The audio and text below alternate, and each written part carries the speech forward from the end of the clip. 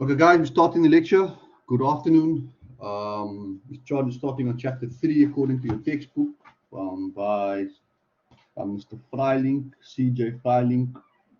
A very old textbook at hand, so I'm looking at it now. My plan is to cover 2 chapters today. These chapters are small chapters, and yeah, you should be on your way after these 2. I'm trying to make it a bit interesting. So you guys can actually get the concepts nicely, as I think the textbook leaves some information out. But yeah, anyway, so we were discussing just before the lecture start what we actually want to do. I initially had an on-campus lecture plan for next week, which was the 9th of March. And the 16th of March, we were considering coming back on campus. However, I had a discussion with a few students now that obviously everyone will be studying that week. So what we possibly could do with the lecture of the 16th of March is actually not have the lecture, but then actually have the lecture during the break time. So we could call it maybe, we could have it maybe on the 23rd rather. So we just say the 23rd is obviously is a public holiday and all of that. So we could have, instead of the 16th, we might possibly have it on the 23rd, which is during the break, right? And this will obviously be 23rd of March. So instead of 16th of March, that should have been 23rd. Obviously, we'll have this online. So since people are fairly happy with the online system so far, that's not a problem. So I'm just not sure if this one we're going to have on campus or not. So it's a bit of a, you know, I was opting for online, so just to make things all uniform so that you all know. But what I think what I'll do is I wanted to see you guys once. That was the plan. So this might be, yeah. But like I said, this is subject to discussion, and we will base it on that. So at least you guys are not overwhelmed on the 16th. We can have the 23rd of March online. Obviously, we're at home, and basically it's in essence the revision as well. So I think what I'll probably just do, I'll keep this online because Wednesdays are easy to online. We just keep it online, and then we have a revision session instead of the 16th. It'll be the 23rd. Is everyone happy for that for now?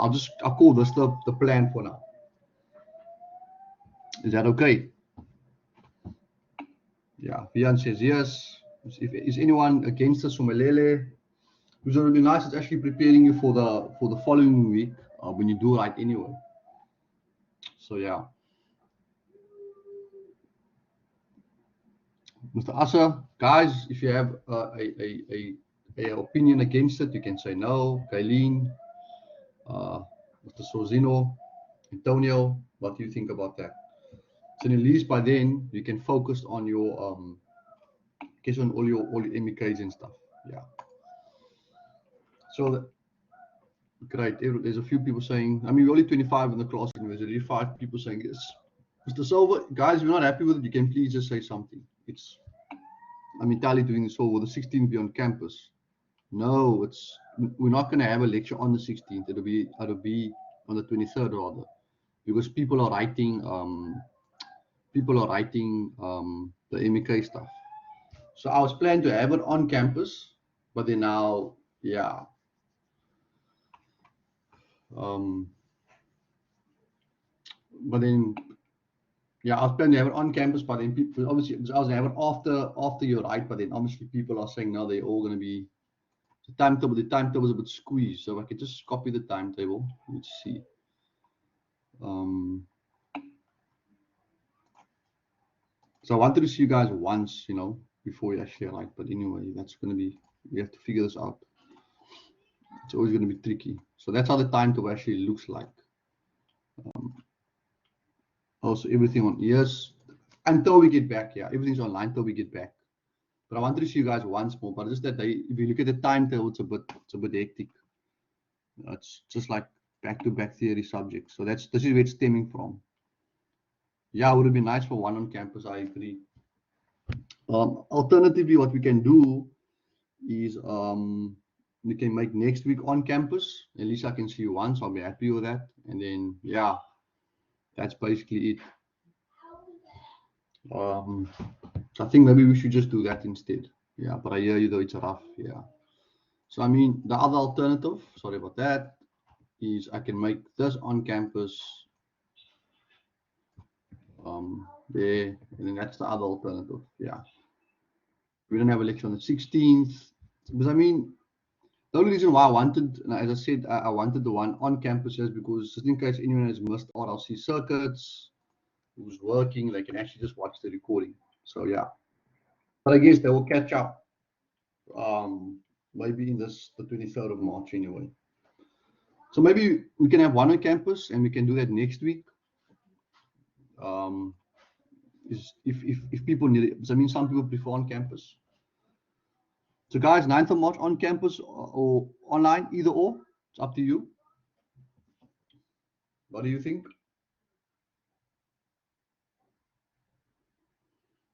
Chief Bull says they want online. So Melody says online. Chief Bull says online as well. Yeah. Oh, the class tomorrow. Oh.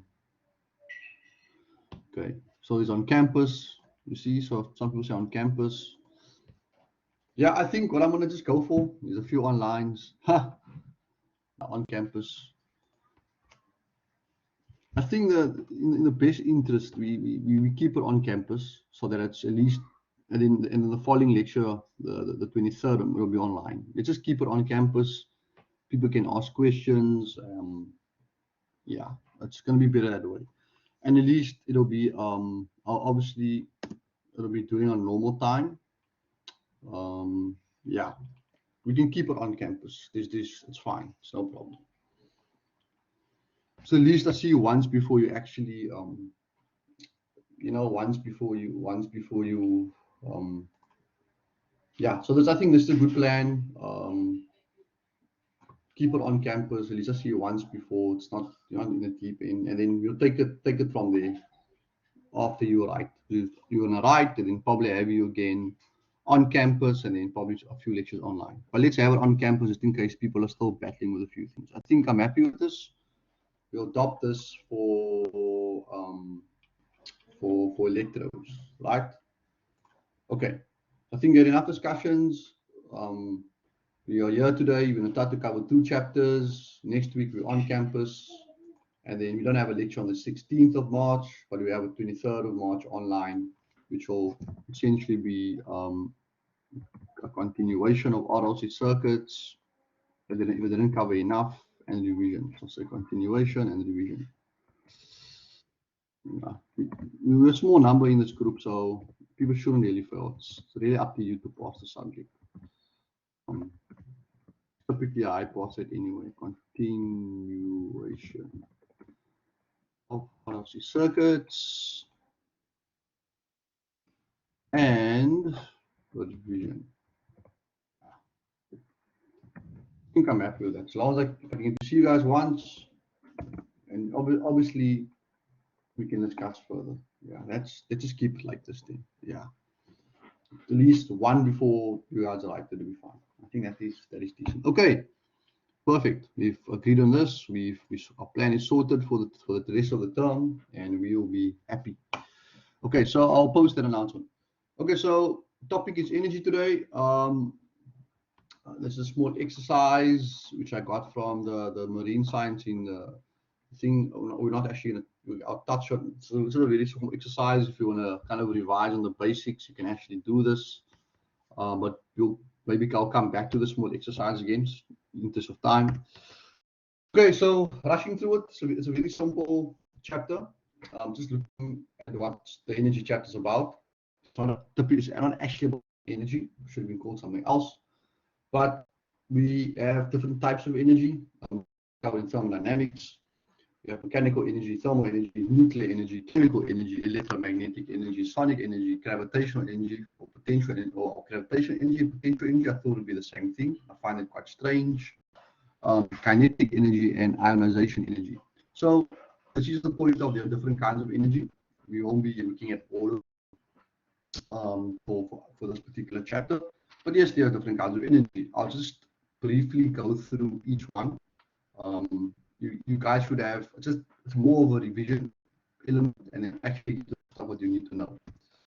Okay, so kinetic energy, the equation half mv squared. This is in the formula sheet. Just please check if it is. We also have potential energy, or as far as I thought this it's called gravitational potential energy. That formula is the mass times gravity to light. We're all aware of this. And pure mechanical energy is called, it's the sum of the two, the kinetic energy and potential energy. That's what that is, right? What I used to call mechanical energy, or rather, because it involves torque, but it's in fact rotational energy, and everyone should be aware it's 2 pi n, or 2 pi the rotational speed or frequency times the torque divided by 60. Right, that's obviously converting the speed into radians. Yeah, because your speed is typically in revs per minute. Obviously, we can manipulate the formula. You're able to get torque. Straightforward. So this is an excerpt from a textbook, essentially explaining, what you call it, a rotational power or energy. It's exactly the same thing. Power equals torque times omega, and we split this up. This is very important. I mean, this is what mechanical engineers strive for. We typically have a machine. We try to turn something, and obviously, turn something we are running for whatever application may be. So this is one of the main things we need. The main power, that's why I call it the mechanical engineering power, where it's a torque and a speed, something rotating, providing some kind of energy to God knows what system. Okay, going further, we have electrical energy. Obviously, we've touched on that. We're familiar with this. In the previous lecture, power is watts divided by time. So the rate per energy per second, or joules per second, and obviously we know that electrical energy is I squared R V squared R. What's important to note is this is only for alternating current systems for power factor of unity. So that power formula, as what you know, will start to modify in the upcoming lectures. Well, in the next two lectures, the IV formula will not essentially look the same. In fact, that could be that's on a single phase. But anyway, there's a power factor of unity. So once you introduce power factor, we start making the equations more realistic. But that's the base.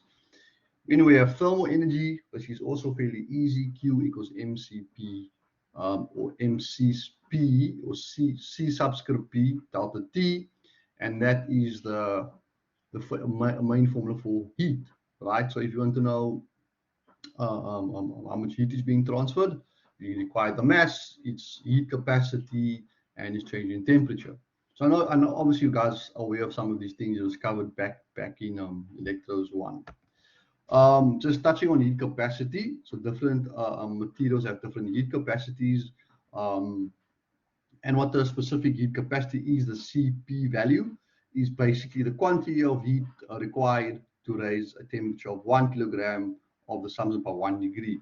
So for instance, if you're looking at different materials, let's look at copper. What the CP value means is that you require 390 joules to raise 1 kilogram of copper by 1 degree. Another way of thinking of specific heat capacity is also the amount of energy the substance can store. So typically at room temperature, water has one of the best specific heat capacities of 4,190. Yeah, so that is just the specific heat capacity. It's obviously different materials: iron, aluminium, and brass. Typically, these values are given to you within the equation, so obviously to solve. But what's important for you to know is these formulas. So someone just check the formula sheet for me. I'm assuming those formulas are there. I mean, I don't need to read. I don't actually need it, but it's. I mean, I still remember it. So yeah. Another thing with specific heat capacity, it's probably not here. It's a function of temperature, and what I mean by that, depending on the temperature, your specific heat capacity will change, right? So obviously, as water's temperature increase, and it becomes a steam or vapor mixture, its specific heat capacity will drop. So typically, it reduces with change of phase.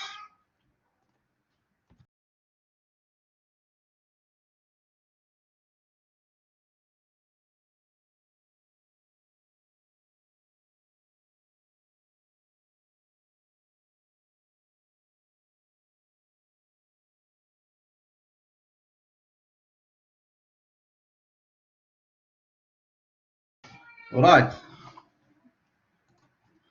Cool. So another value that's important of heat.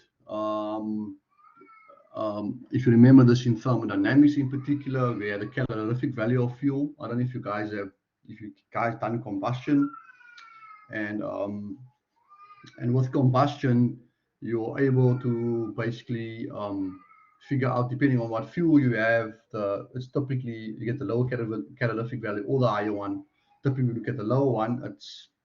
And you can do that through a calorimeter, and you can actually work out how much heat will be generated if you have the calorific value, or the so-called heat capacity, and the mass of fuel. So if you look at fuels like biogas has a calorific value of 35,000 to 40,000. Obviously, depends on how they make it. But obviously, things like LPG is around 55,000, hydrogen is 155,000, and diesel is around 55,000. So these values typically is given to you, but it's important for you to obviously not to manipulate, because the question could say they give you the mass of fuel and they give you the heat capacity, or the calorific value rather, and you have to work out the energy. And obviously, from the energy, you need to work out the time and all of that kind of thing. Okay, so that's all basics. I think you guys all know this already. One of the things, this is just a diagram I got, trying to incorporate all the energy. It's probably not all of them. So we have potential energy of the water, which is high up in the dam. What happens is we probably have a sluice gate which we open up, which allows water to run through the so-called penstock. As water runs, it has kinetic energy, so it converts the potential into kinetic energy.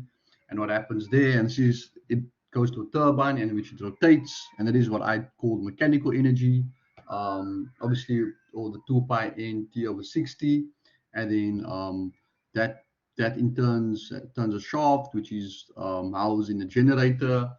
And obviously, as it does that through electromagnetic induction, we get electrical energy. Um, and yeah, so that is a great way of looking at all the types of energy. On board a ship, it'll be something completely different, where we're taking the actual calorific value of the fuel rather, or maybe chemical energy arguably, or the calorific value of the fuel.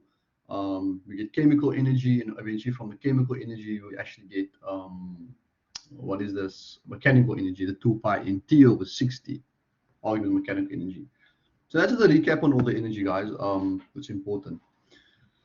In keeping with all of this, there's a metric which we use, important metric for anything. You can use it for your life as well, and it's called efficiency. Now, efficiency could be expressed in many ways, in different contexts, but all it is basically how much you give out divided by how much you give in. A lot of people in their life, they're very inefficient. They put a lot in, but they get a lot out. And maybe in terms of your studying, for instance. So obviously you have to look at what are those things. So basically, just reading this says, in the accordance with the law of conservation of energy, energy cannot be created, destroyed, but merely transformed to one state to another. In a case like this, and so unfortunately, this transfer is always subject to losses. Some of the energy converted into heat, noise, or other forms of energy, and the ratio of the useful output energy to the total input is called the efficiency of the system. It's fairly easy. Typically, the efficiency can never be more than 100%. If it is, then obviously it doesn't obey the law, the first law of thermodynamics, which is energy in equals energy out. Just in talking to this, for instance, if you put in, just in watts, if you put in 50 watts over there, from the potential energy, let's say the potential energy in terms of energy joule per second, you had 50 watts, 50 kilowatts rather, or 500 megawatts, whatever. Eventually, you will lose some energy as it's flowing down through the penstock because of friction against the walls or the dam, and obviously you lose more energy when you get to the turbine component, because of friction on the bearings, amongst other things, and obviously you keep on losing energy as you're going further up. That talks to this next point, and in this point is that if you have a multitude of energy efficiencies, for instance, at different parts, like I mentioned, we have to get the total energy efficiency. We have to multiply each energy efficient together. So they made a nice diagram for us, a nice small one over there. So you've got basically a electric input. So you've plugged that into the mains or the main switchboard or whatever. And then the motor converts electrical energy, mechanical energy. Obviously, it spins. And then obviously what we have there is a belt drive, right? There's definitely a gear drive. And obviously that spins some drivetrain. We lose some efficiency there. Furthermore, we also that so-called belt drive is spinning now. There's some kind of hoist type mechanism, and then obviously with our input. And what we have to do is obviously times the efficiency together. And say if the supply power is known, we work forward to determine a lower output. If the output power is known, we have to work backwards and find a high input. Very important thing. You need to know when to times by efficiency, or whether we have to multiply or divide by it. Multiply or divide. So it's a very important thing. But obviously, once you practice all these problems, let me just open my textbook here. There are around, there's not much really. So like I said, the next two chapters were very easy. Yeah, it's like 9 problems basically. If you work through those, gives you the core concept of what's happening. Obviously, it gives me a lot of room to play around because it's so easy.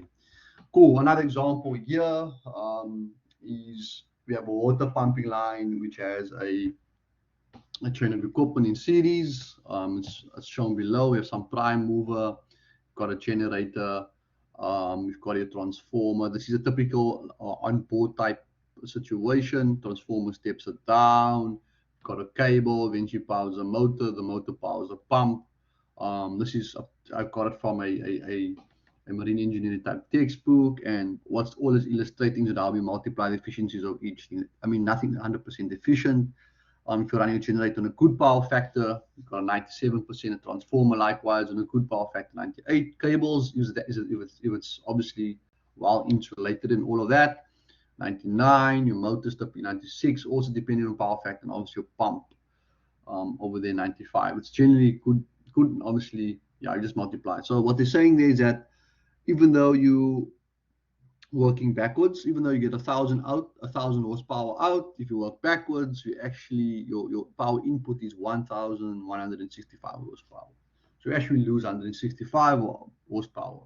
So once again, when you're looking at your life, think of that. Even though you think you're giving it all, you have some of these efficiencies being lost through who knows, poor diet, exercise, relationships, family problems, personal problems, and all of that. All right. Okay, talking a lot. This is where we're going into this. So what we call energy, what the actual unit is what the difference between the two. We've got this kilowatt and kilowatt hour, and I think everyone knows this. The kilowatt is actually referred to the power here, really. It's not actually the energy required, but the power, and that's a typical power required for the appliance to work. So if you look at any type of appliance, which I will get into shortly, has some kind of wattage rating. I can show you a few examples of this. Yeah, if you really want to see. And obviously, kilowatt hour is rather called the energy. So kilowatt hour is typically, it's actually called the energy. That's what kilowatt hour is. And it's the energy used each hour the appliance is operating. So that's what energy actually is. So there's a stark difference between power and energy. So let's just say the title of the chapter is fairly misleading, in my opinion.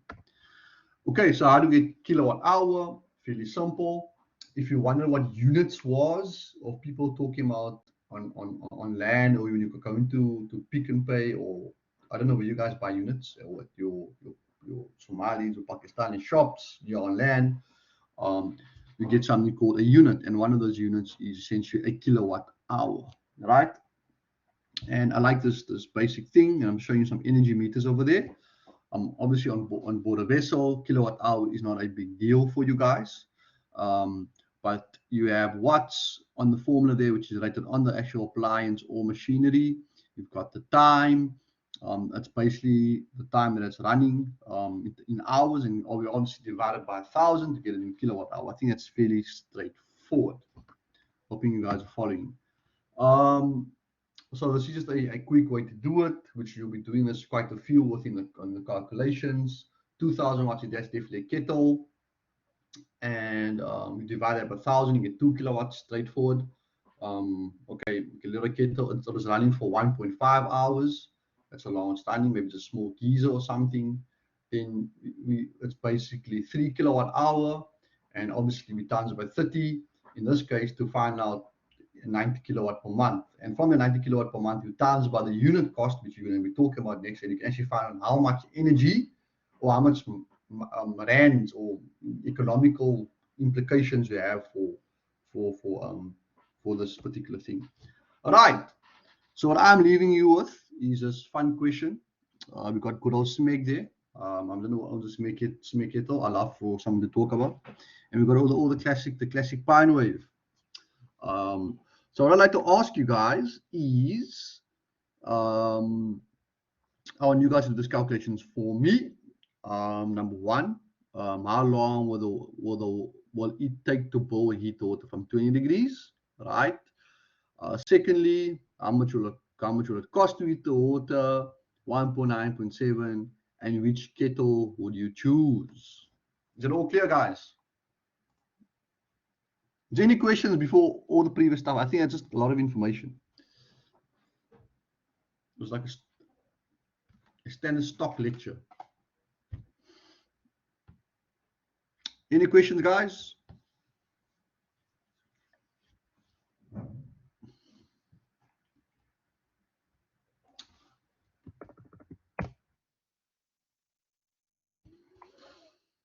So anyway, I'm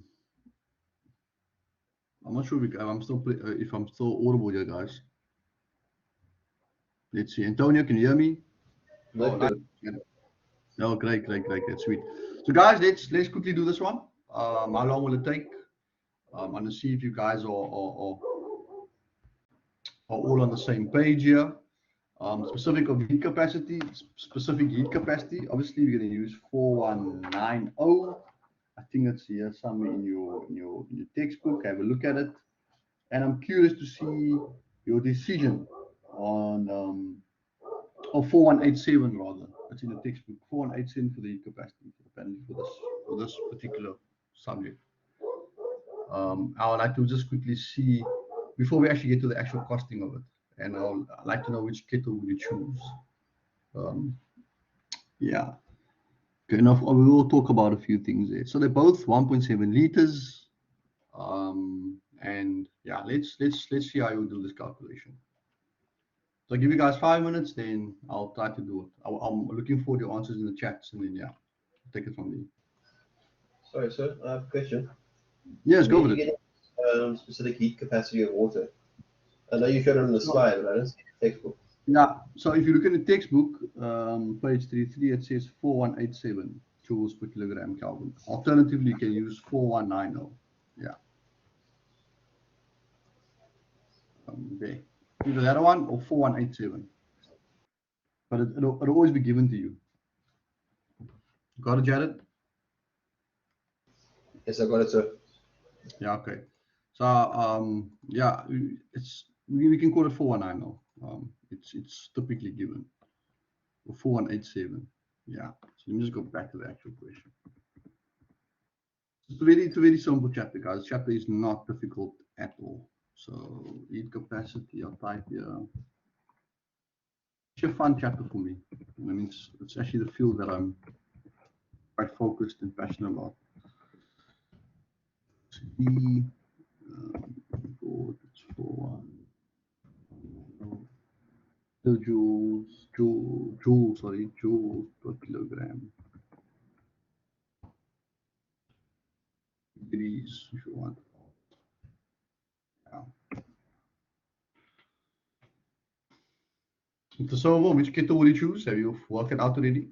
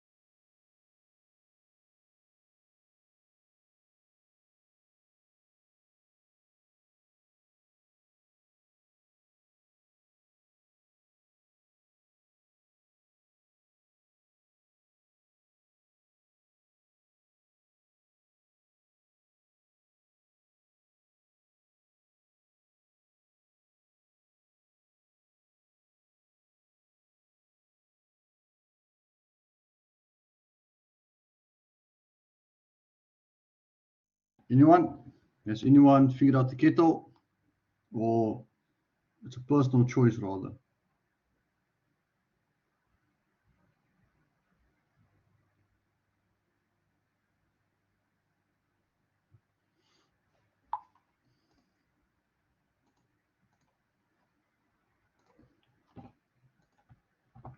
Okay. Let me just revert back. Just get, oh yeah, you must slide these over here. Okay, cool.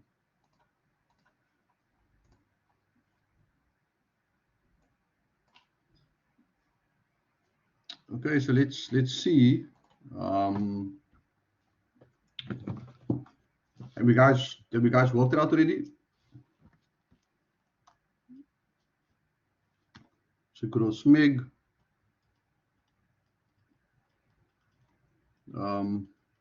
So we're gonna have to do this for both.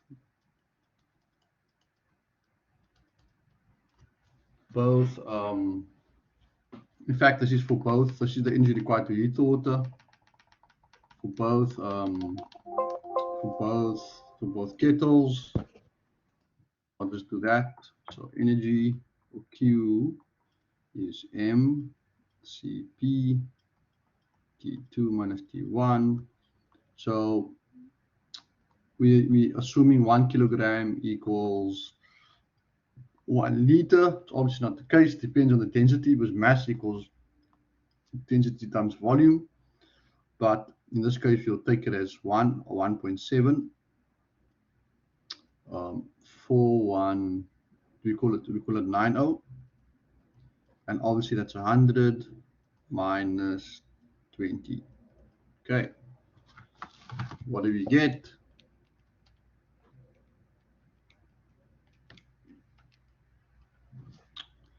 569.84 kilojoules. Do we all get this answer?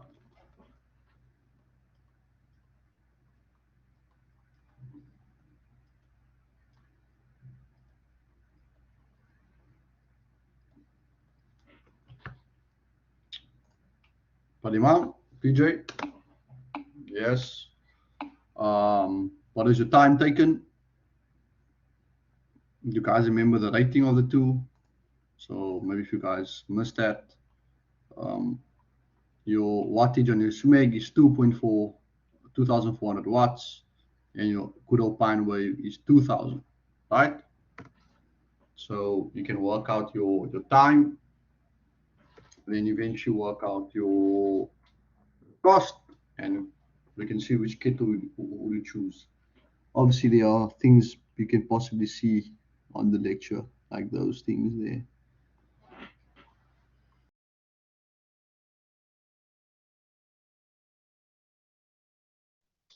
Sir, didn't it say that the weight of the kettle there is 2.6 kg?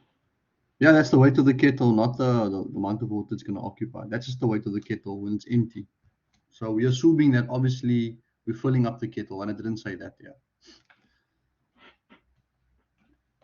Also, the weight that you use the mass for the heat when you're calculating the energy is the capacity of the kettle, not the whole weight of the kettle.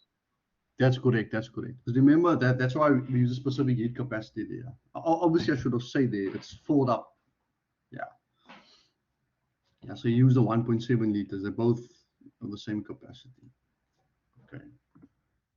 So just a warm up. This is a fun problem, guys. It's not nothing serious. So we know that power equals energy over time, and obviously, therefore, time will be energy divided by power. In this case, we have 569.84 kilojoules, and we divide this by power, and this will be 2.4 kilowatts. And then on this end, we do exactly the same. It's still the same amount of energy required. And then obviously we divide this by, what is this called again? 2000, so it's 2.0 kilowatts. And you just check out time for each kettle. You could have done a similar calculation to a boiler, but a boiler obviously uses coal. So yeah. So here we get 237.43 seconds. And over here we get 284.92 seconds. So this is around 4 minutes, 0.75 minutes. And the other one is divided by, what is this guy called? Oh, sorry, 60. And here we get 3.957 minutes.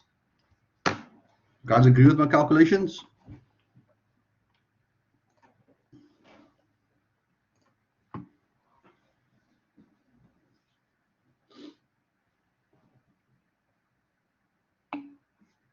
Nice, Mr. Silva. So let's have a discussion, right? So is everyone on the same page? Zhao, are you here? Mr. Casemiro?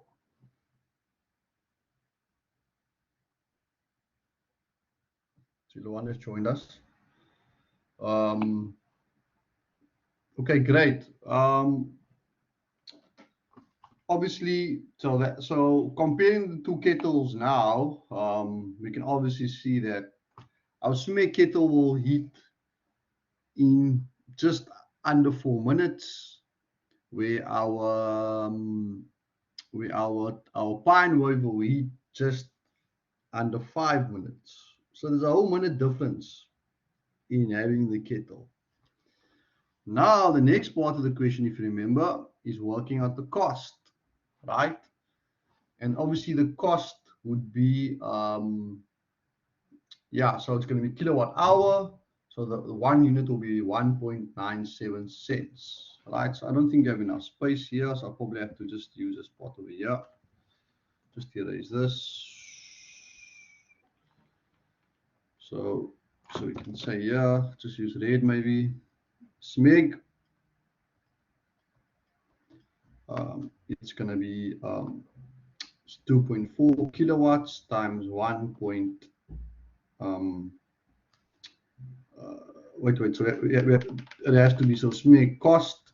So again, cost is going to be kilowatt times hour times a unit, right? I'm going to talk about that now. I'm obviously just doing it before. So we have 2.4. How long was the time?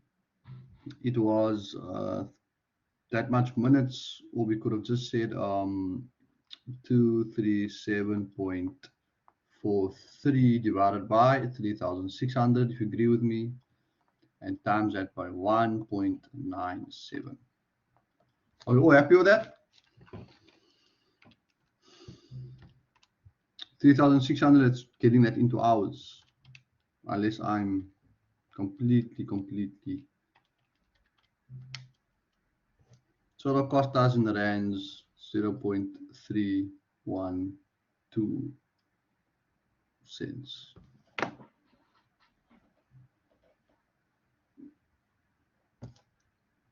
And this is going to be for the pine wave. We do exactly the same thing. To convert minutes, then divide again. Yeah, I'm hoping I'm right there. 284.92,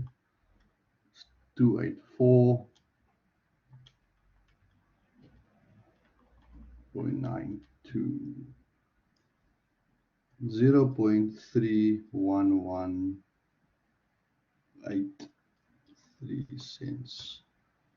Whoa, I'll just get this right. 0.3118. This is pine wave. Guys, are we all there?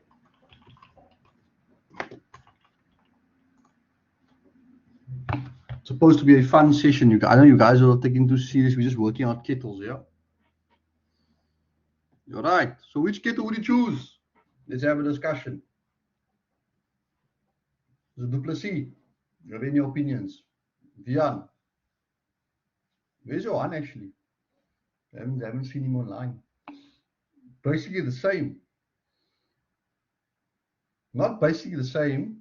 Yeah, it is basically the same. Mr. Silver, can you unmute your mic and maybe have a discussion with us, please? One gives you a minute to spare. Time is money, right?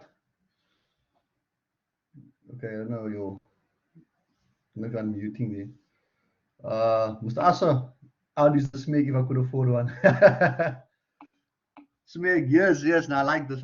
Why Smeg, guys? So let's go back to the Smeg. So it's essentially the same price to run, but Smeg offers just one more thing. I don't know if you guys can see there. But I mean, we have to look at the function of this. I mean, why are we choosing a kettle when they're literally doing the same thing? I mean, who wanted the extra minutes for some hot water? I mean, the price, you're paying essentially the same, arguably the same amount of electricity. But why? Okay, but why do you think the Smeg is more expensive? Just looking at the image.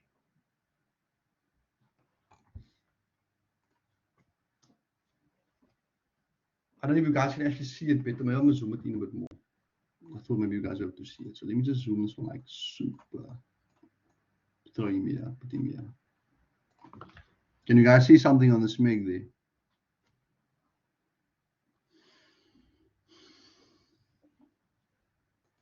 So everyone wants a Smeg. I do Smeg if I could afford one.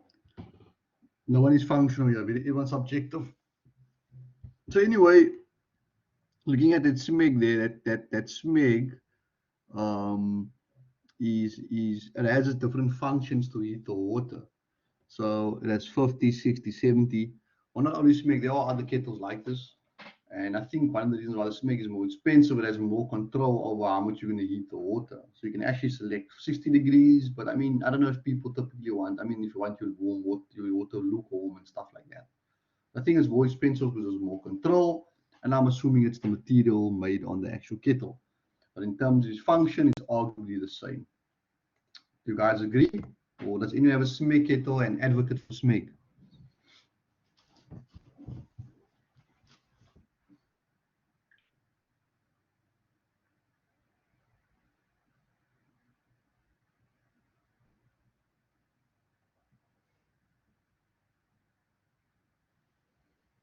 Does anyone have an opinion on this? Everyone tired today already. It's been a long week.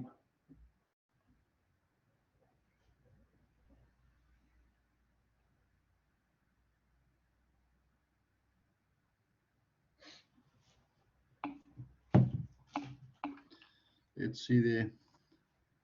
Yeah, using a second-hand Smeg now takes long. Yeah, it's a luxury. Yeah, it's a bloody luxury. In my honest opinion, it's nothing more than that. Okay, mic isn't up. No, sure, Mr. Silver. Thank you for still engaging nevertheless. Right, so that is just a quick warm-up to some of the calculations. Obviously, you'll be doing a bit more intricate, but more meaty ones. All right, so we've touched on the cost, and I mentioned what this cost is, and to say in this section, next we look at the cost. Obviously, we've established it's power times time, right? And the unit of electrical energy, rather, energy is kilowatt hour. We know this. And they're saying the cost of 1 unit is 49 cents. No, utter rubbish. Utter rubbish. This book was published in 2002. Third edition in 2007. That's when Eskom was. We had one of the cheapest prices in electricity, period, right? I mean, in the world. But that unit cost is not something we are going to respect. Unfortunately, your lecturer, Mr. Sko, doesn't believe in just using this amount. So we're not going to use 49 cents. This is not true. Right, so we have an idea what energy is. Okay, so I've got another example over here, and I think I should have actually, we can actually just repurpose this question, so we can actually just solve it here together. It's a very simple example. Hope you guys can see. Yeah, so the example 3.2 in the textbook. And all what it really is, it's again a warm-up problem here until we get to where we need to get now, is, and obviously they've assumed the good old 49 cents. So yeah, we'll keep it. That's our unit. That's 1 unit, kilowatt unit, for this particular example, and or 0.49. Yeah. So what they're asking is a machine has to lift an object with a mass of 125 kilograms over a distance of 3 meters. This action must be repeated 120 times per hour. There we go. It's telling us something. The machine has a drivetrain efficiency of 75% and electric motor of 80% efficient. It's basically, this is basically this image over here. One. Yeah, so this is, like I said, this is not a difficult section. I don't know where the electric, I know why it was probably introduced here, but nevertheless, it's here. You know, that line is there anyway. Yeah, so that's what it looks like, and we are now obviously required to calculate how much it's going to cost. So most of the problems what you're going to encounter, you're going to want to end up with how much it's going to cost. You're going to be looking at the rands in terms of how much this is going to cost. All right. Okay, so first of all, you can see a mass must be lifted, so therefore that's definitely going to be your MGH. So it's this particular part here. That's the output part of it, because that's your job. So it's MGH, energy over time. That's the most important part about this slide. Okay, so that's obviously power energy over time. That's 125 times 9.81, which obviously we adopt of 3. And we typically work for all our stuff per hour. So we just work it per hour here. So we convert seconds into hour. So it's 3,600 seconds. We obviously do this so it's easy. Obviously after this, if you have it for 1 hour, you can times it by 120 to get it, more hours essentially, depending on what we need to do. So it's 120, 125 times. Should we just do it one time? So it's per hour. So let's just quickly see what we get. 125 times 9.81 times 3 divided by 600. Basic chapter, and in essence we can just times about 120. Yeah. So what I'm saying is, just we have this is per hour, and then you just times about 120 because it's 100 times per hour. That's sometimes you're going to do that. So if you do that, you should get 122.625 watts. Not a lot of power for 120 times. Are we all happy with this? Did we all manage to get that?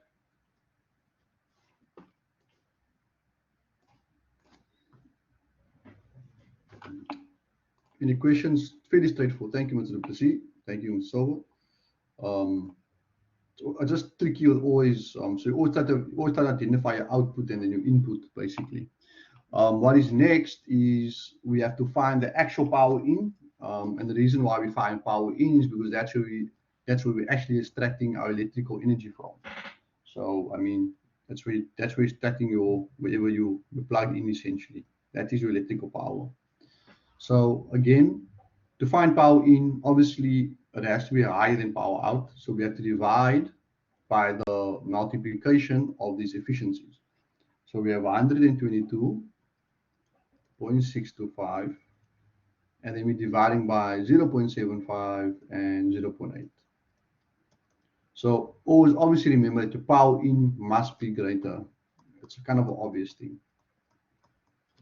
Otherwise something's not making sense. So you just take that value, 0.75 times 0.8, and 204.375 watts. Okay, so it means the motor is drawing 204 sound like a small compressor really. You know what kind of motor this is? Probably a DC motor of some sort. It's doing 204.375 watts of electrical energy. Yeah, cool. We all got that? Should be easy. Cool.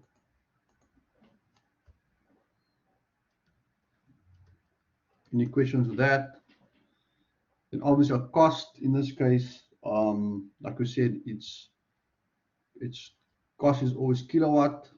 You times your hour times your unit, right? In this fantasy world of ours using 49%, and all we have to do is convert this to 0.375 divided by 1,000. That's you get that in kilowatts. You times by an hour, and I think am I missing something? Oh, for it's 8-hour shift. So that's for 8-hour shift. So obviously it's 110 times per hour. We sorted that out, and then we times it by the unit, which is going to be 0.49. Cool. Your cost in the end will be, should we just have it over here? That'll be only 80 cents. Wow. For evaporation, that is. Okay. Did everyone get though? Did everyone understand what happened here? I can obviously make this question a lot more complicated than what it looks like, which I will intend to do. You'll see. Okay, thank you, Mr. Silva. I appreciate that. Very straightforward. So what I want to highlight here is that most of your questioning is going to be falling around this realm, where you're going to be working out how much kilowatts or watts and then rands. It's typically easy marks to actually do this. So it's essentially, yeah, it's most of these things are, it's this. This is the whole premise of this. It's just going to get fun with the tariffs. Is there no more questions? Yeah. Made a mistake here. Any questions before we proceed? Yeah, a quick one. When you were calculating the input, the equation says it's efficiency times output over input times 100. What happened to that 100? 0.75, 0.8. We've converted that. Okay. So if that 100 was still there, was it supposed to multiply, still put in the 75 and the 85 as a whole number? No, so this is 0.75, remember 75%, right? Yes. Let me head backwards. Yeah, let me head backwards. So there you go. So remember, you're talking about this here. That's when you're finding the efficiency, right? We are not finding the efficiency in this case. We are rather finding, we are given the efficiency. Does it make sense? So once we find the efficiency, it's another case. So if in this case I had to give you, let's say, from when it was drawn, let's say your output was 2.4 kilowatts and your input was 2.5. Are you with me? Let's say this is the kettle, and that's your mains when you plug in. Let's say we lost 100 watts something. You're going to say 2.4 divided by 2.5 and get an answer of 96%. But we are given this value already. What's a rather answer 0.96? Is that you, Parima? I think it is you.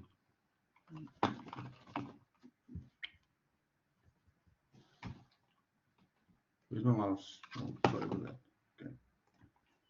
Yeah, okay. So we're given the efficiency in this case. Okay, so unfortunately, you've got the wrong lecturer here, and he's gonna now expand everything for you now. All right. So we were talking about that fake 49% tariff. That was in the good old days in 2000 odd. I mentioned this to you, right? what I'll introduce you is how tariffs actually work. And we'll be looking at different tariff structures. So to make this section a bit more fun, I've decided to include this. I could have literally stopped the whole lecture at this particular point, but I wanted to bring a whole new spin on this for extra information. Obviously, this part of it, you'll be assessed. And I can see time is also hitting us here. So before I get to that, but I think we'll still cover all time. Nevertheless, so introducing us, and of course, this is now ESCOM's tariff structure, or internationally, tariff structures are different. And we're going to be looking at that. So talking about that 49%, we're basically expanding upon that 49%, where does it actually come from? And we're not going to be using 49%. Which obviously, you can actually use this analysis if you have a house where you stay or you own a factory. So it's quite important actually. You can actually do it on board a ship if you're really smart about it, but we'll get to that part. So they're saying ESCOM's average price validity is based on the overall cost of supply, but in order to determine the tariffs, it's first necessary to break down overall costs and the relevant cost categories, right? So the cost drivers, which is essentially what makes up the tariff, there are a few things. So it's the rand per customer per month or per day, and typically for customer to be broken down into service administration costs. There's also a network charge cost. It's there. Sometimes we have the energy cost, that's how much you use. And then we have the active cost, which is the VAR, and we have energy loss factors for energy loss costs. So your actual tariff, and I'm going to break this down. This is a general one. It depends on the structure that you use. How is that kilowatt hour charged? So we're looking at around 2 structures. There's a lot of them. But I'm just going to focus on the main ones, not the main ones, but just a few of them so you can get an idea. And obviously, I'll tell you how I'll try to make this fun for you within the assessment or test. Okay, to warrant its section here in the book. So what I'm making aware of the tariff is built up of a few elements here, right? We've got an administrative, customer service administrative cost that we pay, a network cost, and it's not only the energy cost what you would have thought. And sometimes we even get the reactive energy cost, right? That talks about how efficient supply is, but we won't be looking at that in detail. It further goes down to more things, right? And which we'll touch on. It goes into the quantity of electricity used and the period when electricity was used. So they are depending on the time and season. It's how complicated it gets, the size and capacity of the supply required. So for instance, at a bigger factory, you're not charging kilowatt, you're charging kilovolt amps, which we'll talk about. The geographic location of the customer, how far ESCOM must transmit electricity, the type of voltage you're using, whether you're going to 30 for your single phase, or when you're going 380 for your 3-phase. And obviously all the variations in between there. And obviously the cost of connecting to the supply and the density of the points of delivery, meaning how close the points are centered. Another thing is also what's influenced the cost is the time of use and the seasonal variation, which is talking to the first point. It's essentially all the same stuff here. There are also unbounded costs for distribution. So making you aware that the tariff structure it depends on a lot of things. So what I've done, I'll post this up as an additional a note. It's freely available. It's basically the different tariff structures ESCOM has, and I think what I actually should do is actually share it with you before I actually head onto the slide. So let me just go to my tariff document quickly to make you understand how this is actually the section itself is actually very, very useful, and especially in the field which I'm in. Let me just quickly find the one I'm looking for. I think this is the one. Yeah, this is the one. So let me just close this one, open this. So we're going to be looking at a few tariff structures, not all of them. And we're going to play around with how ESCOM charges us, right? Which I think is important. The reason why I did this. So this is the book. It's a 2014-15 book. It's not the one I wanted anyway, but nevertheless, what I do want to show you is that you get different types of tariffs. Here you get urban, large or small types of tariff, night save. You get the night save there, just showing you a few night save, urban, small. You get the mega flex, which is that's typically for big factories greater than 1 MVA. Mega flex tariffs. So look through it. I'm just showing you all the individual on this mini flex as well. Get the business rate. We've got the residential stuff. We've got the whole power standard. A lot of people on the whole power standard. If you actually have a look at your bill, if you get the old bill, it's on there. We talk about that. There's home power bulk. There's also the rural tariffs. I don't know if you knew that the rural people have tariffs, different types of tariffs, and we'll talk about that. Got the night save rural, rural flex, blah blah blah. Land rate as well. So there's a few types of tariffs which I'm sharing with you. I hope you guys got that. I hope that was clear. And I didn't want to put it in the slides. I just want to show you the actual document. So what we're going to focus on is the home power standard one for now. And what we're going to do here with the home power standard is what this typical client is for Eskom. It's church, school, halls, clinics, all their homes. It's basically a typical house, right? A typical house would have this kind of thing. And types of home powers, and that essentially depends whether you're having a dual phase, typically like a single phase kind of setup, or dual phase, and we also get single phase. It's basically categorized to that. I know one of my neighbors, they have a 3-phase supply, and they end up paying more electricity than us, which is on a single phase supply. So that's very important to actually look at your supply. Obviously, the greater the kilovolt amps, and something obviously you're familiar with, you'll get used to in the next 2 chapters. You'll be charged differently. So what I wanna bring into you, and this is the slide supposed to be here, is that this is our current tariffs. So looking at your home power, this is the local authority one. I went for the non-local one, no mistake, right? So I'll typically give a table like this, and I'll ask you to obviously calculate how much your bill is. So for your home power, it's fairly simple. It depends on how much kilowatts you use. So let's say you're on home power 1. Let's just focus on home power 1. It doesn't really matter which one, but home power 1. If you on home power 1, you pay it's 197 cents basically. So that's 197 cents per kilowatt, right? Furthermore, if you use more than 600 kilowatts, you pay you start paying more now. You start paying a whole R3.11. That's what now obviously including VAT there. So R3.11.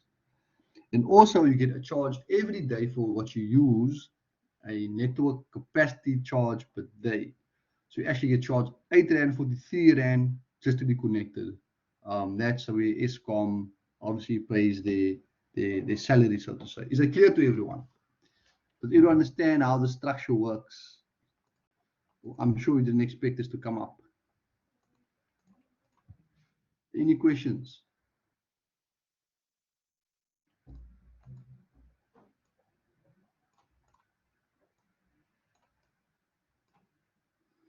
Any questions, students? Am I taking you too far off now?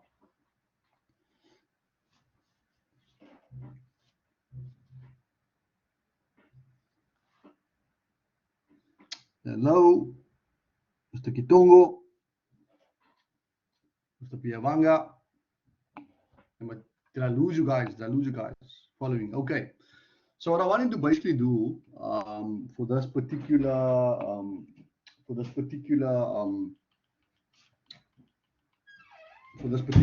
it's the same example.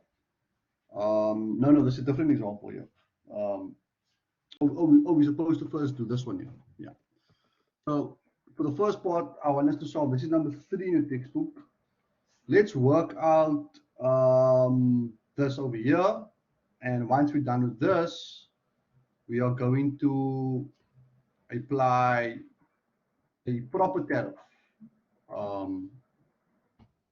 A proper tariff to that exact question. So I'll give you guys question number 3 in the textbook, page 34. I'll give you guys around 5 minutes or so to actually do this, and then we'll actually do this part of the question where we have a different type of tariff. she was taking too much time actually, but anyway, so I should prioritize the main content. Anyway, so do this question is number 3, and then we'll take it on with our new tariff structure with, I guess, it's the home power standard. Okay, is it clear to everyone? I'll give you 5 minutes to just quickly solve that one.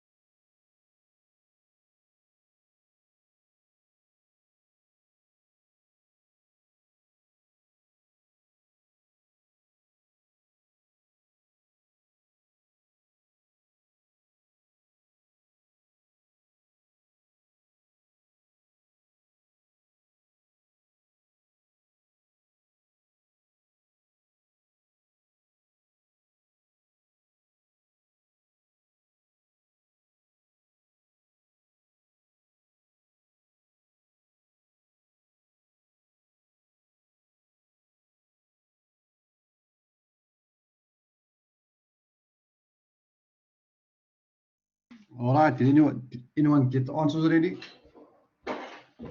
This is with our old unit cost.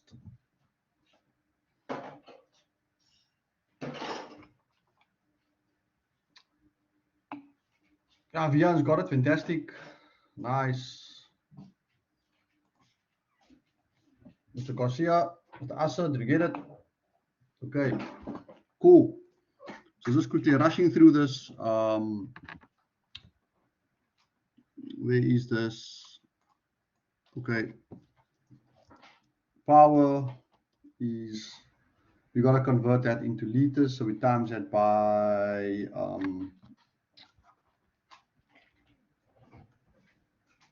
100, I think. Sorry, 1,000.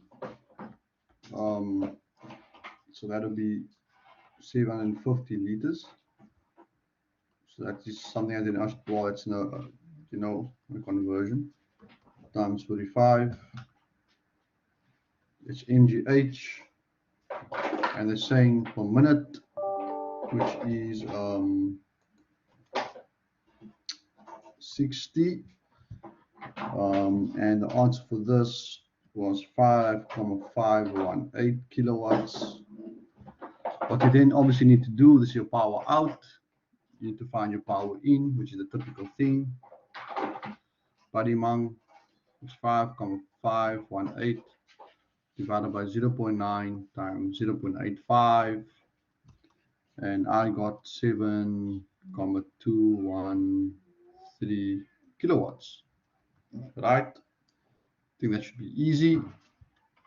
And then for your cost,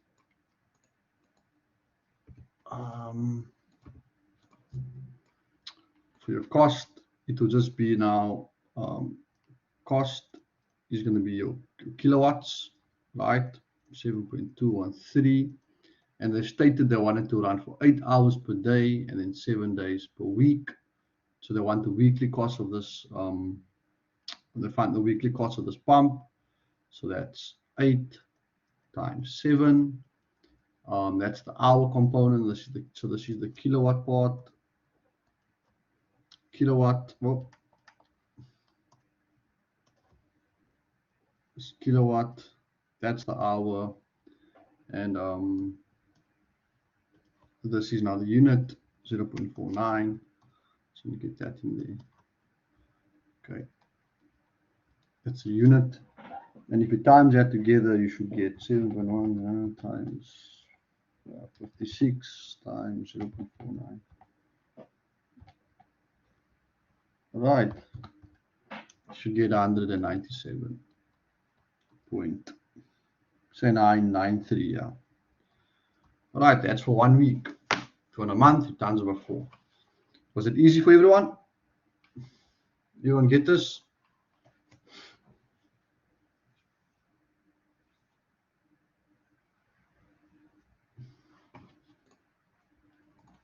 Okay, assuming everyone did. So what I want you to do now is work on the new tariff structure, right? So I want you to redo the calculations for the current, assuming you're on home power one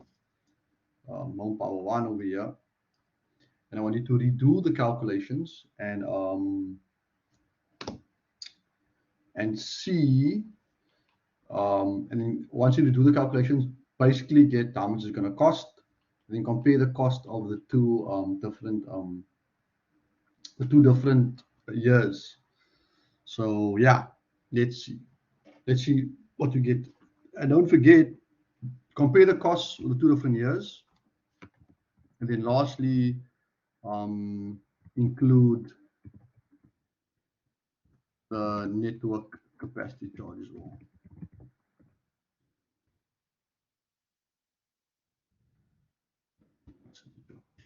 So this is what I'm trying to incorporate as the extra part capacity. So.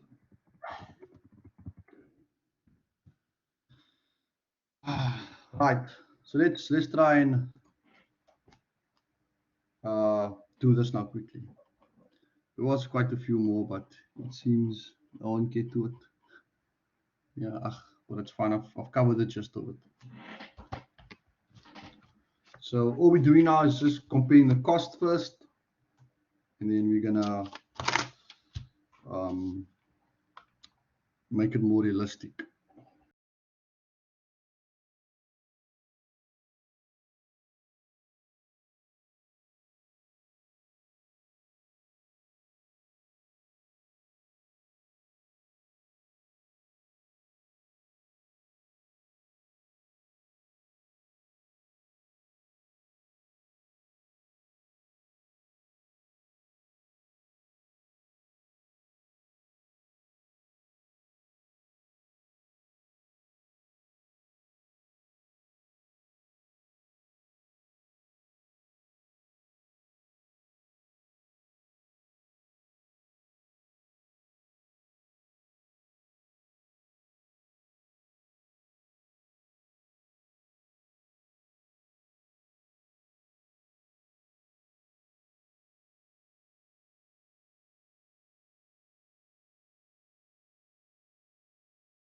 Can you please go back to the resolution steps? Which steps, Mr. Kitongo? This one.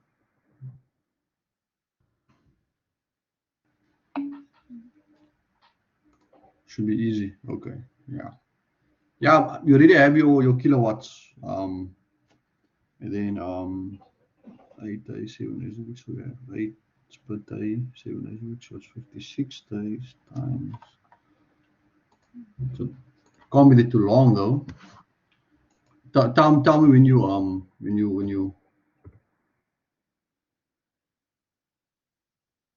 tell me when you're done.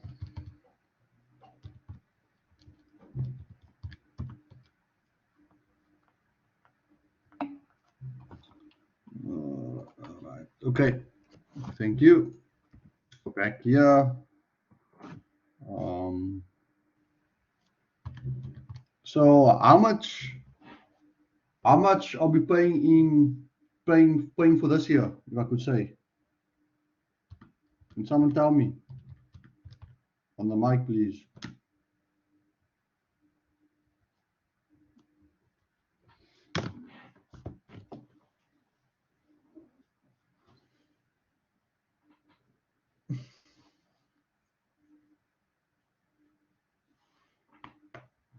Vian, how much are we paying? How much is the cost for this year?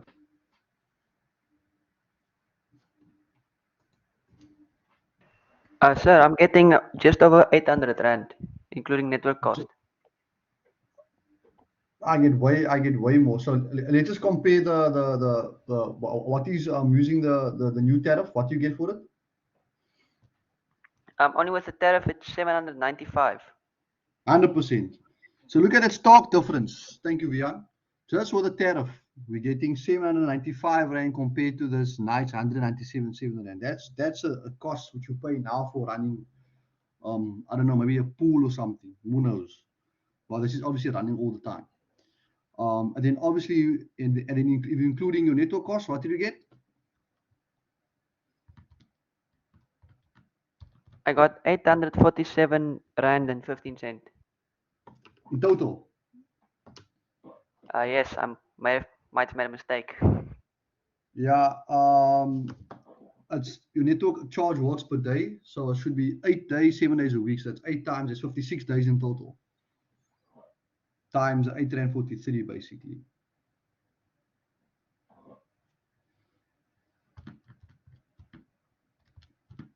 Yeah. Who's gotten the total charge?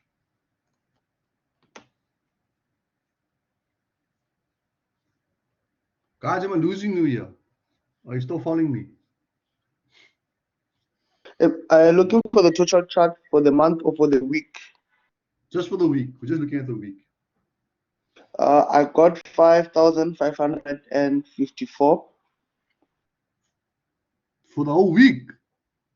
How is it possible? Parimang, how much?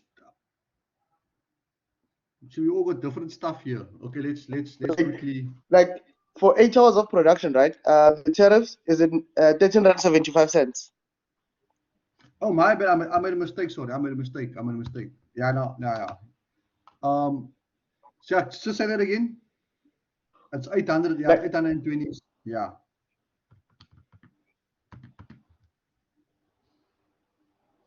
How much? Let's do it, man. I was trying to figure out what was your thoughts on how did you actually. Let me just get a blank slide here.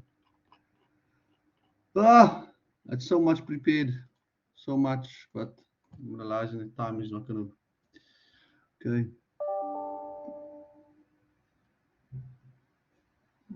Right. Let's quickly do this. So for the first part, it's obviously still the same for this year, for 2021. We're still going to take the cost is going to be 7.213 times 8 times 7, and obviously we times it by 1.9702, right? I got here 795.8189. Okay. I hope you guys all got that. So if you compare that to the previous thing, there's a difference around 597 from 2001 to 2000. It's a massive difference in electricity costs, right? So the next part is to work out your network charge, right? And that goes with per day. So it's we're just looking for 1 week. So can you please tell me how you worked out your network charge, your network capacity charge, or whatever was the last Mr. C. Home power 1. I said home power 1. Yeah. Just to keep it simple. Did I say home power 2? It's home power 2, sorry. Yeah. I highlighted home power 2, so it's fine. Okay. So the home power 2, it's going to be 15.81 times 8, times 7. That's correct. So it's going to be 15.81 times 7, which gives you a total of 110.767. And all we do is we just have to add these two guys up to get our bowl for the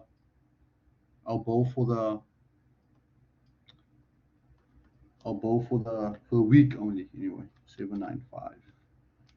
It's just for the week, yeah, not for the month.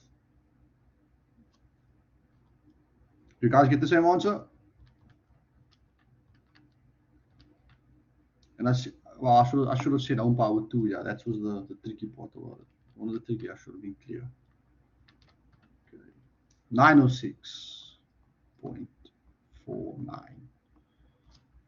1 week. But Imang, did you get that? Yeah. Wait, home power 1 and 2. Yeah. Sorry, I probably said home power. I'll be clear. In the test, it'll be clear. And it's for 1 week. And obviously for a month, it's so different. The network charge will change and all of that. But Imang, is there any questions? I like your opinions. How do you guys find the calculation? Was it interesting? Obviously it's a lot of extra information, which I'll try to include it. Definitely in the test. What do you guys think of that? Was it a waste of time?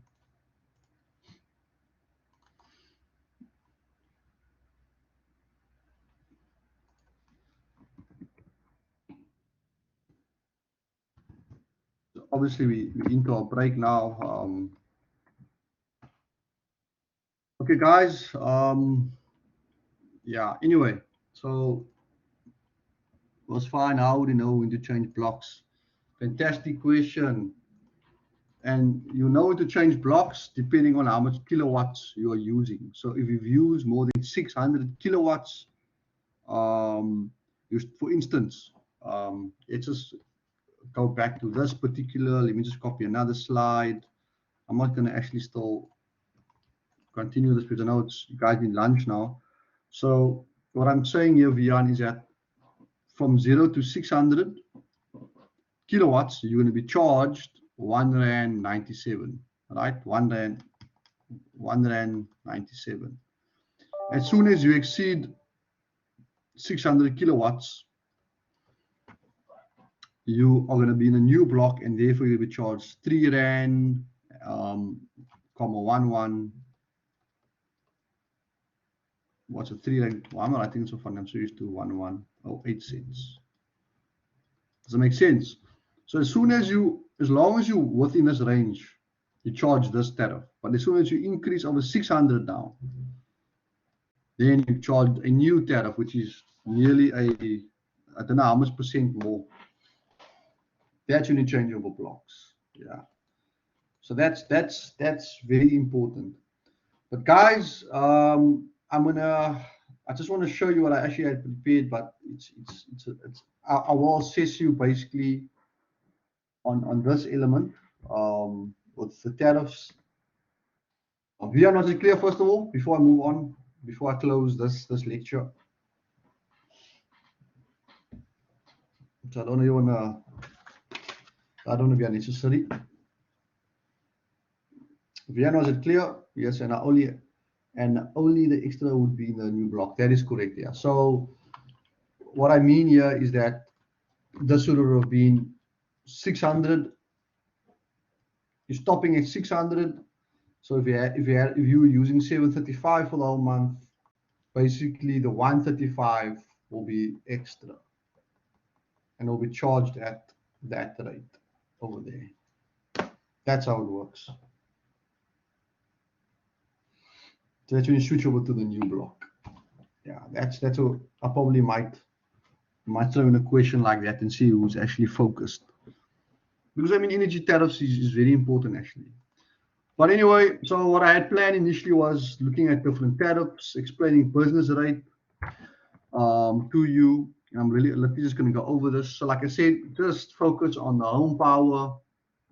That's all. I'm going to be keeping it at home power. Which is all extra parts which I thought would be great to include over here. And this was another example we can apply. I'll probably make like a small tutorial just on this one. There's also business rate tariff, which I was going to look at. And there they have a completely different type of charge, where they have the energy charge and ancillary charge. They've got a network demand charge as well, and it works per kilowatt for all of those. They also have it's obviously easy to do. They also have the network charge per day and the service administrative charge per day. So if you're working on a business rate kind of tariff, that's a completely different ball game in terms of how they charge you. And there's obviously reasons why, which I was probably going to talk to, but I'm just making aware that is the case. I was going to hoy that in. I guess it was I would make this like a 2-part lecture for the whole day, but I think in the interest of time, I'd rather just leave out all this extra content. Maybe I can do it next year. And then we even get Ruraflex tariff, and that's the interesting one which I want to introduce to you guys. And with Ruraflex, you're charged depending how far away you are from the transmission zone, or depending on where the generator is. So just look at that. It gets so complicated, especially in the rural areas, because it depends on your voltage, whether it be less than 500 or between 500 and 22 kilovolts, and how far you are from the transmission zones. I'll also talk about that. Then you have the high demand season, where you get charged whether you're on the peak, the standard tariff when you're off peak, peak, standard, and then low demand season. So high demand, obviously that's in winter, where low demand will be in the more hotter months, summer, spring, so forth. And obviously you get charged a network capacity charge of Rand per kilovolt amp per meter. Mr. Duplessis, I forgot where Mr. Duplessis was from again. He mentioned to me, I don't know who's from the rural areas that have ever been charged at, Paul. I don't know if everyone's familiar with that. Edgemere, yes. And then this is the transmission zones, basically. So I want to just really extend the chapter into more and more useful, arguably. That's how it looks. And the reason why rural is also expensive is because the grid is not lying, they're not along the grid, and it's expensive to send electricity that way. This is just looking at the low demand, high demand season, explaining how it looks with peak, the standard hours and the off peak, and typically your peak hours ranging from the evenings and early mornings, 6 to 7. They've got these complex tariff structures for that, and that is also for your megaflex. And I was going to say I didn't have a problem for you. Then, in essence, I want to talk about energy efficiency, and this is a big initiative in industry, residential, and the maritime industry as well. And what energy efficiency is essentially is, obviously we know what efficiency is the ratio of energy served to the input energy. And where all this is that basically we are proposing new technologies to reduce the energy. So obviously you can see energy is expensive. It's costing a lot of money, along with affecting the environment in terms of climate change. So the conventional approach taken over here, it's basically by implementing new technologies. So for instance, we'll be looking at like water heating, changing your geysers, or electrical resistant water heaters, replacing that with heat pumps, which are two to three more times efficient. This also forms part of my research, my master's work, which I've completed. Also lighting, where we're changing different types of lights. So your old lights to your new LED ones, and also changing your desktops or laptops, because laptops consume a lot more energy. So I want to go into this whole thing with this. Like I said, this is all extra information, but make sure you include the home power standard. I'll try to make a small tutorial here and here. And what energy efficiency essentially is using less energy to provide the same service, which is basically what I want to introduce. And I want to talk about you get exactly the same. So for instance, the most common types, this is both on board, and I just made a residential one, and I highly recommend you already. If you're using those old bulbs, the old incandescent bulbs, 60 watt, that's around 60 watts, gives you 840 lumens, and lumens talks to you how bright the bulb is. You can literally replace that with a CFL compact fluorescent. I'm sure you've seen those bulbs. They have a longer lifetime compared to the incandescent bulbs, plus they are cheaper. Then it goes even further with LED bulbs, where they literally take 10 watts, if not 6 watts, even 6 watts, around 6 to 8 watts typically, provide a little brightness, but I mean, it's 800 watts, it's enough, but it lasts for over 20 odd years, and they are way more cheaper. I'm just comparing the three bulbs, is that you can see there that LED produces more light, whereas we go to the other side, the old incandescent bulbs are actually very good heaters. So I don't know if you recall having an old bulbs, if you actually touch it, it is super hot. You can actually literally cook. It's a resistance element there. And there's just a few things I was going to mention. You can also include occupancy sensors, which is obviously a more expensive thing, where you walk into a building, lights go on and off. That's another type on the residential commercial side. This is literally in my driveway, which I was taking pictures of. If you notice the old lamps, if you look to the right there, you can see that's the old lamps. There's a nice orange glow. And a lot of the new bulbs have been changed by those flat LEDs, LED parts over there, like the flat. I'm sure you've seen it in town. So they change a lot of the bulbs.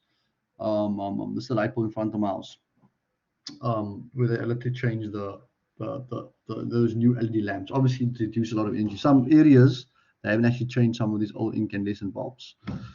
More modern ones is we have your solar PV integrated with the bulbs. They are better because they stand alone. Sometimes they're combined, and we have solar keeping the lights on versus using, So obviously they'll cost a lot less money, a lot less on the environment. Also water heating, which I want to talk about. I'll just skip past this. We've also got your solar thermal flat plates and evacuated tubes instead of using your normal geysers. You can significantly cut down your geyser costs as well. I was going to talk about this. Yeah, your normal electric stove, replacing that with gas. That's a very good idea as well. I've done it at home. It saves a ton of electricity. You can significantly reduce your bill. So if you got also your plug loads, which is important, your refrigerators, televisions, washing machines, computers, printers, and monitors. Typically, I don't know if you've ever seen that sticker on an appliance before, and it essentially tells you the rating of the appliance. So obviously, if it's A++ or A plus or A, it's a lot more efficient device. So this is just some backdrop on energy efficiency, because I think it's kind of forms part of this chapter. Add another small exercise for you over there for number 7, and then just lastly touching.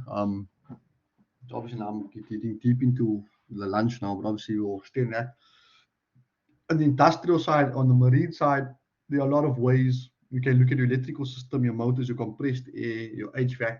All of them have efficient methods of actually energy efficient methods to reduce energy consumption wherever you are. So I was going to look at 2 papers explaining that. I did promise in the start of the thing, but I'm obviously in the interest of time, I don't want to explain that, so I keep the content get simple. If you guys are interested in this, I can always talk about it, but I highly doubt it.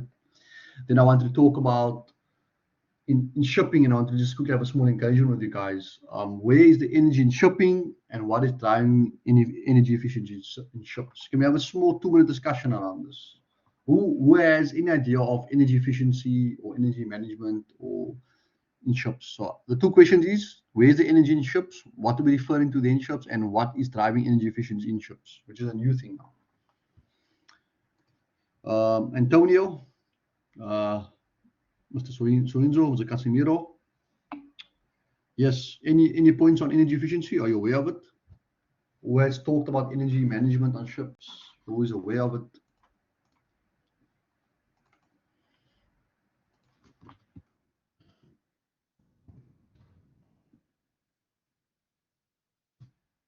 Mr. Plessis, Mr. Vian, PJ.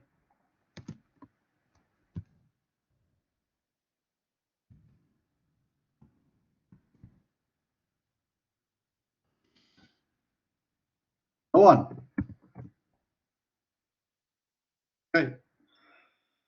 So the primary drivers for energy efficiency on board ships is in essence really 2 things here.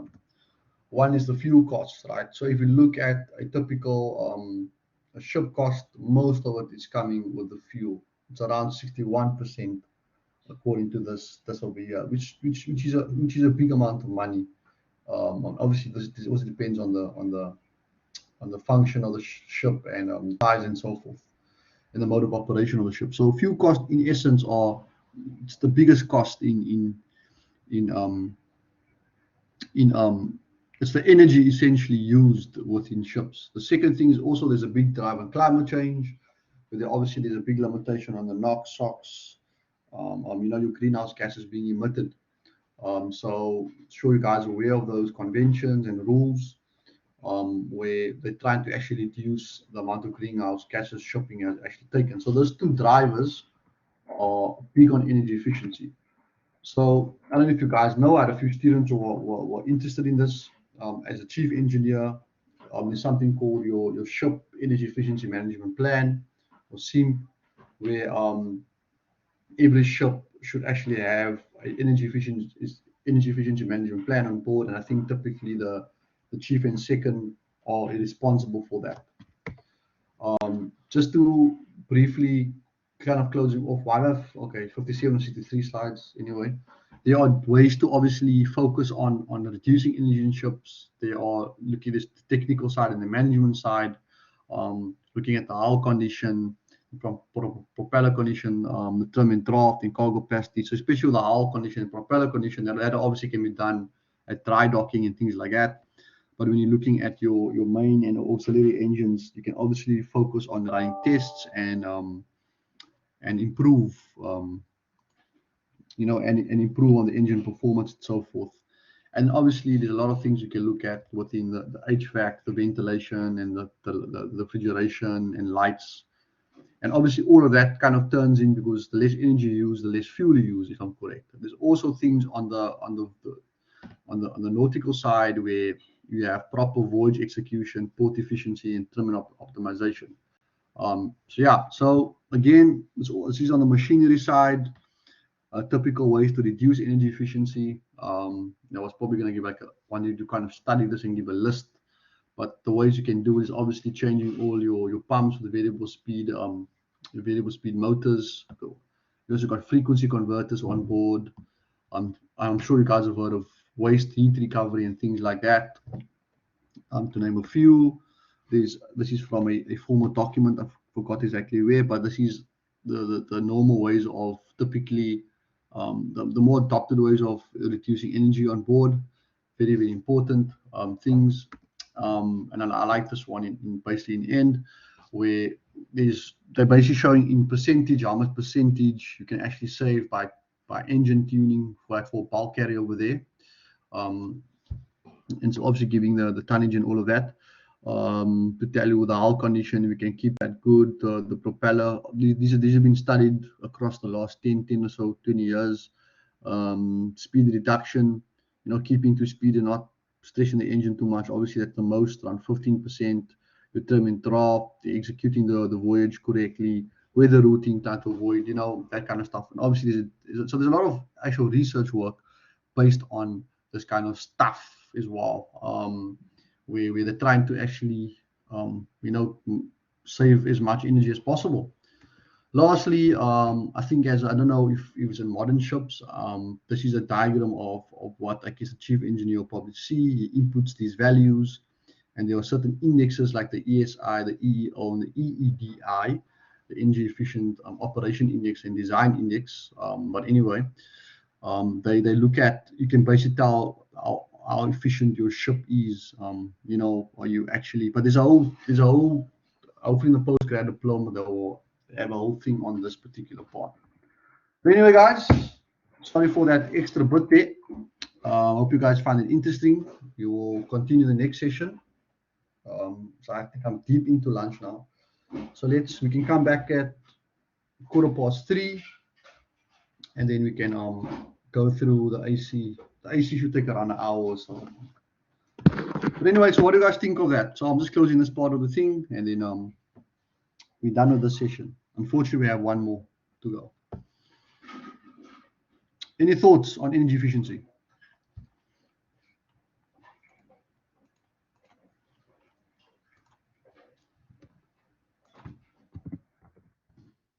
Too late in the day, it seems.